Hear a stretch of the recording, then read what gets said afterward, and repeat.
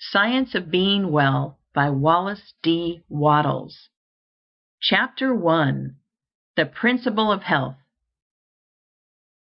In the personal application of the science of being well, as in that of the science of getting rich, certain fundamental truths must be known in the beginning and accepted without question. Some of these truths we state here. The perfectly natural performance of function constitutes health, and the perfectly natural performance of function results from the natural action of the principle of life. There is a principle of life in the universe. It is the one living substance from which all things are made. This living substance permeates, penetrates, and fills the interspaces of the universe. It is in and through all things, like a very refined, indiffusible ether. All life comes from it. Its life is all the life there is. Man is a form of this living substance and has within him a principle of health. The word principle is used as meaning source. The principle of health in man, when in full constructive activity, causes all the voluntary functions of his life to be perfectly performed.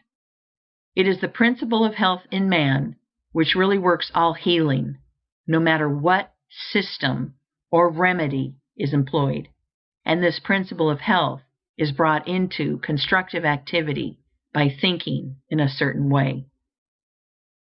I proceed now to prove this last statement.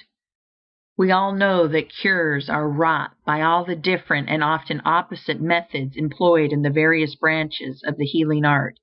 The allopath who gives a strong dose of a counterpoison cures his patient, and the homeopath who gives a diminutive dose of the poison most similar to that of the disease also cures it.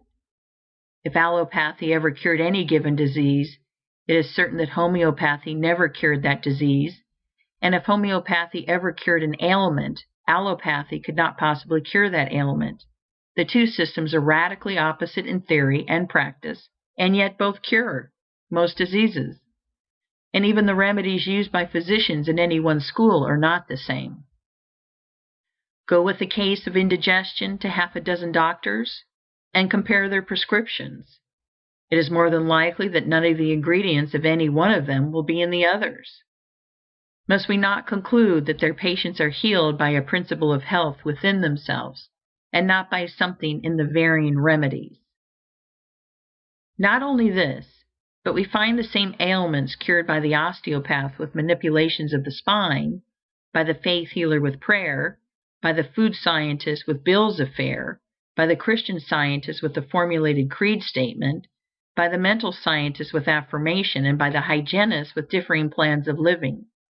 What conclusion can we come to in the face of all these facts but that there is a principle of health which is the same in all people and which really accomplishes all the cures, and that there is something in all the systems which under favorable conditions arouses the principle of health to action?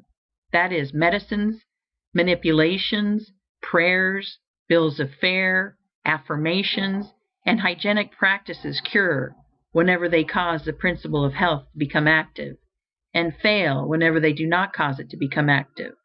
Does not all this indicate that the results depend upon the way the patient thinks about the remedy, rather than upon the ingredients in the prescription? There is an old story which furnishes so good an illustration on this point that I will give it here. It is said that in the Middle Ages the bones of a saint, kept in one of the monasteries, were working miracles of healing.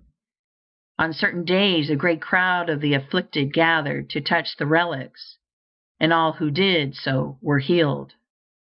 On the eve of one of those occasions, some sacrilegious rascal gained access to the case in which the wonder-working relics were kept, and stole the bones. And in the morning, with the usual crowd of sufferers waiting at the gates, the fathers found themselves shorn of the source of the miracle-working power. They resolved to keep the matter quiet, hoping that by doing so they might find the thief and recover their treasures. And hastening to the cellar of the convent, they dug up the bones of a murderer who had been buried there many years before. These they placed in the case, intending to make some plausible excuse for the failure of the saint to perform his usual miracles on that day, and then they let in the waiting assemblage of the sick and infirm. To the intense astonishment of those in the secret, the bones of the malefactor proved as efficacious as those of the saint, and the healing went on as before. One of the fathers is said to have left a history of the occurrence, in which he confessed that, in his judgment, the healing power had been in the people themselves all the time, and never in the bones at all. Whether the story is true or not, the conclusion applies to all the cures wrought by all the systems. The power that heals is in the patient himself, and whether it shall become active or not does not depend upon the physical or mental means used, but upon the way the patient thinks about these means. There is a universal principle of life, as Jesus taught, a great spiritual healing power, and there is a principle of health in man which is related to this healing power. This is dormant or active according to the way a man thinks. He can always quicken it into activity by thinking in a certain way. Your getting well does not depend upon the adoption of some system, or the findings of some remedy. People with your identical ailments have been healed by all systems and all remedies. It does not depend upon climate. Some people are well, and others are sick in all climates. It does not depend upon avocation, unless in case of those who work under poisonous conditions. People are well in all trades and professions. Your getting well depends upon your beginning to think and act in a certain way. The way a man thinks about things is determined by what he believes about them. His thoughts are determined by his faith, and the results depend upon his making a personal application of his faith. If a man has faith in the efficacy of a medicine, and is able to apply that faith to himself, that medicine will certainly cause him to be cured. But though his faith be great, he will not be cured unless he applies it to himself. Many sick people have faith for others, but none for themselves. So, if he has faith in a system of diet, and can personally apply that faith, it will cure him. And if he has faith in prayers and affirmations, and personally applies his faith, prayers and affirmations will cure him.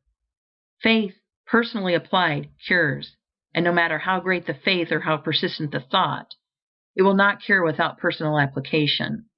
The science of being well, then, includes the two fields of thought and action. To be well, it is not enough that man should merely think in a certain way. He must apply his thought to himself, and he must express and externalize it in his outward life by acting in the same way that he thinks. End of Chapter 1. Recording by Jill Preston.